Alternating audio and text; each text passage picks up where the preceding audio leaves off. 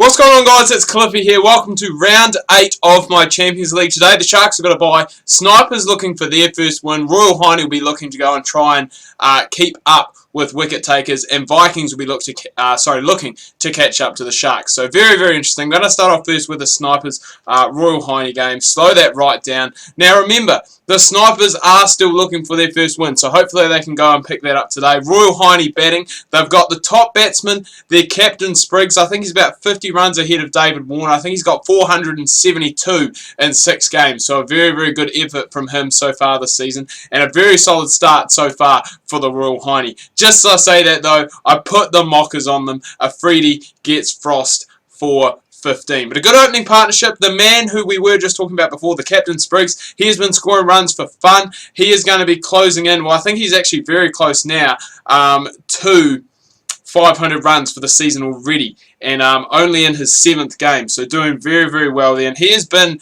the reason why Royal Hiney are up towards the top, because he's been scoring runs, and their bowlers have been taking wickets as well. Westwell's kind of slipped down a little bit. He was the form guy at the start of the tournament. Since then, I think he has only taken, well, he hasn't taken many wickets. I think he's only on about 6. There we go. Irie getting another start, but 36 for him. Very well made, 36 off 54 deliveries. But Royal Hiney will be happy that their captain is still in, and hopefully they can go and carry on the runs. But yeah, had a quick look at the stats beforehand. As I said, Spriggs, top run scorer. There has been a change in the top wicket taker as well. Like Harrison Green for a long time was that top wicket taker, but I think it's Graham Hick.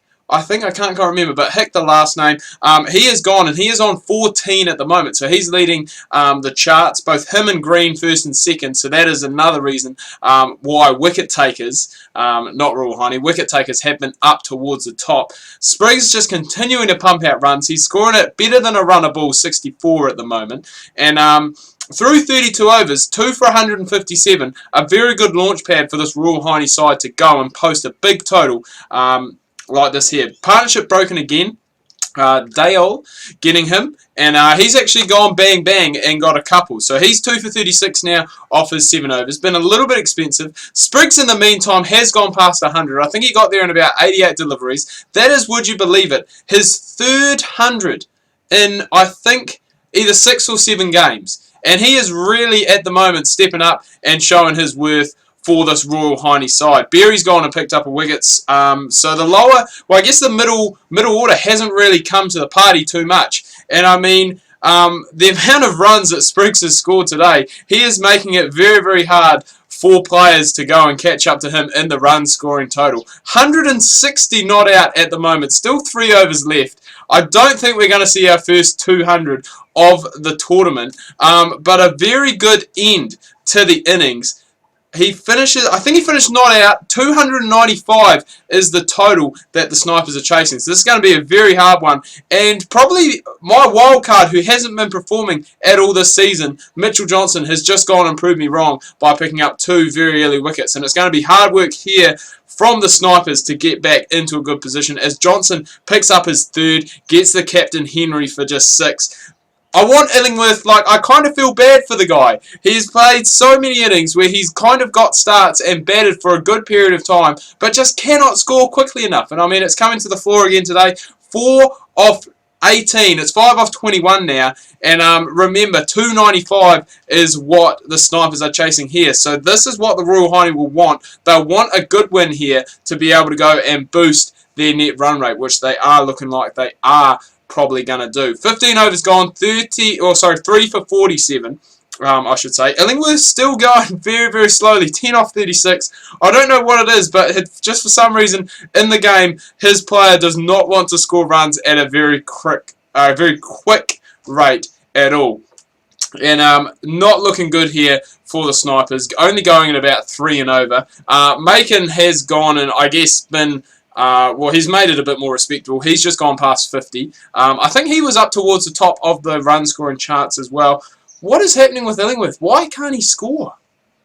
I just don't understand. He stays in for so long and just cannot score runs. There we go. He gets a boundary and then gets a single. Chiz being brought into the attack very late on. He goes for a maiden first up. 27 overs it took for Chiz to come in, who I think I think he is actually a frontline bowler in this Royal Hiney side. Illingworth again got a start, but he's going to be disappointed. 29 off 90. That is the stuff you do when you are trying to save a test, not chase down a total in a one-day international.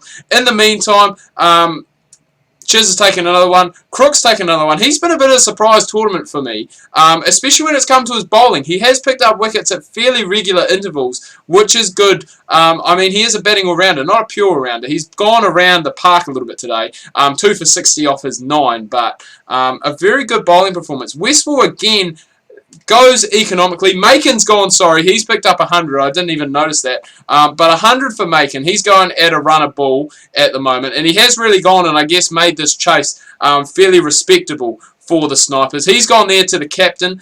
So 122 off 121 for Macon. So very well done for him for getting that big that big score, which is what they needed. Spriggs has gone and picked up another one. He's got Daywell. He's got Rowe as well, so he's got 3 for 37. What a performance he is putting in here today. Remember, he scored 160-odd as well. He can't quite finish the job off when it comes to wickets, but Royal Hiney still win by 74 runs. The Snipers just started off a little bit too slow there for me to really go and get going, but 167 not out off 133 deliveries, followed up by 3 for 44 with the ball. Mitchell Johnson, he's taking wickets as well, so that could be a good sign for the Royal Hiney going forward in this tournament. So that's game 1 of 2 done. Now we've got the Vikings taking on the wicket takers, and a good win here for the Vikings is going to put them up to 3rd, but it could also potentially knock the wicket takers down into 2nd on net run rate, but we will just have to wait and see. Vikings batting first. There's the man we were talking about just before.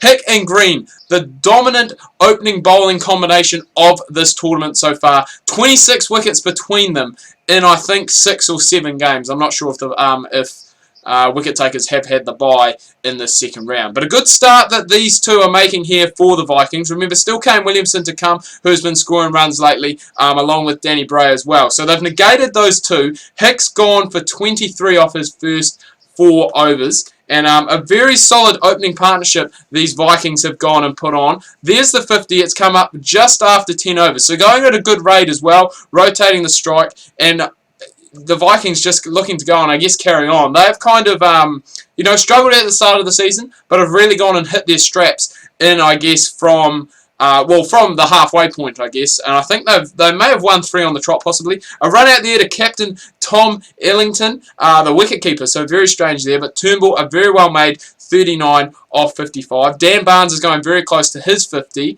He hasn't got it yet. He has just got it there. So he got it with a 4, picked it up. And he's batted very well at the top, going at about a runner ball.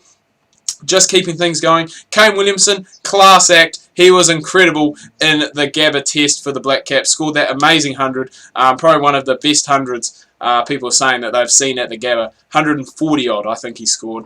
In an effort that, the Black Caps not many players around him really scored runs. I think Tommy Latham got close to 50, but apart from that, no one really. So we know the class of this guy. He can go. And again, this is what happened in the first game. Come to 30 overs, just the 1 or 2 wickets down, 150 on the board. So a really good platform the Vikings have got here to really launch into these last 20 overs and try and get a score. I'd say probably around, between 250 and 280 kind of thing.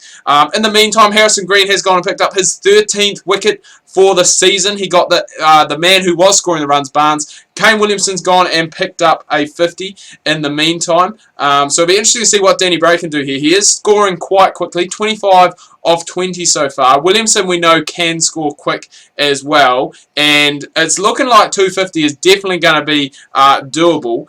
Hesselgrave has gone and, I guess, slowed things down a little bit with that wicket of Williamson. 67 off 65. But Danny Bray, 48 off 38 at the moment, is really going and moving things along at a good rate as well, which is what you want. He picks up 3, picks up his half century. I think it came off about 41 deliveries, so very well done at this stage of the innings. And 280, maybe even 290 is looking good now. Hick doesn't want Green to catch him in the wicket-taking, chase. He's gone and got wicket number 15 for the season, and 293 is what the wicket takers are going to be chasing here. So it is going to be a very good chase. I think Tom Ellington is due for some runs. He hasn't really fired at all this season, the captain for the wicket takers. David Warner second in the run scoring total. He'll want to keep up with Spriggs. Romeo, he scored runs this season. He's got 100. Jones has scored runs. Deans has scored runs. Thomas has scored runs. Yeoman scored them down near bottom. So plenty, I guess, that they can go and get. And wicket takers will believe that they can chase this down, because they have done it in the past. 60 for none off the first 10 overs. So again, we talk about, I guess, that launch pad, or going forward into that last, 20 overs. And I think the wicket takers are setting up for a very good chase here, especially with the batting they do still have left to come. These two are actually very, very close. I mean, Warner is scoring quicker than Ellington, but when it comes in terms of runs, they are very, very close in, well, how many they've scored each. As you can see, 48 and 49 respectively. Warner picks up his 50, so 50 off 55. And as I said, Ellington, he was due some runs. He got a 50. That may even be his first 50-plus score of the tournament. Shortly after that, he's gone to Spearman, though, which is what the Vikings would have wanted. They wanted that wicket. They've gone and got it now, so they probably want to go and, I guess, get Warner and Romeo very quickly on, because they are the two guys who probably would and could take this away from them. Remember, though, 293, so it is still a big chase. There's still a long way left to go as we're just past the halfway stage.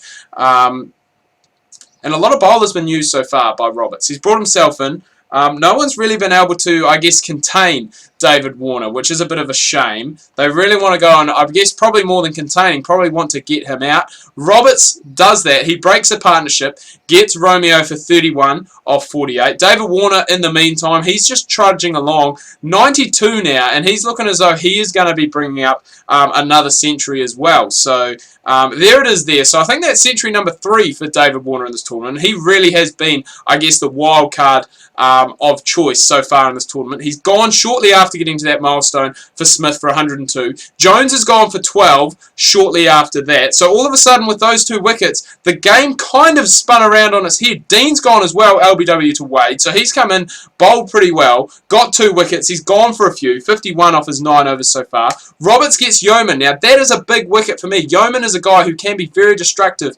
towards the end of the innings. So 4 overs left and about 40 runs needed. So it is going to be a very interesting chase. Muscat and Spearman, bang, bang, double wicket. And I think that is going to do it for the Vikings. Muscat getting one as well. A great display of death bowling we have seen today from the Vikings. Sees them carry on their amazing form throughout, I guess, this second half of the season. As I said, I can't remember. I think they may be unbeaten in their last 4 now. So I reckon Royal Heine and Vikings are the team to watch out for. Vikings win by 26 runs. Green just the 1 wicket. Hick the 1 wicket to keep them top of the bowling charts. And Warner with that 100, obviously. But everyone really chipping in for the Vikings. 81 for Barnes, 74 for Bray, 67 for Williamson, and even Bailey Turnbull there with his 39 off 55. So as we go and look at the table, as I said, a good win was going to go and catapult Royal Heine up into first, which is what has happened. They now are in first place, tied with wicket takers on 10 points. The Vikings have leaped over the Sharks due to net run rate,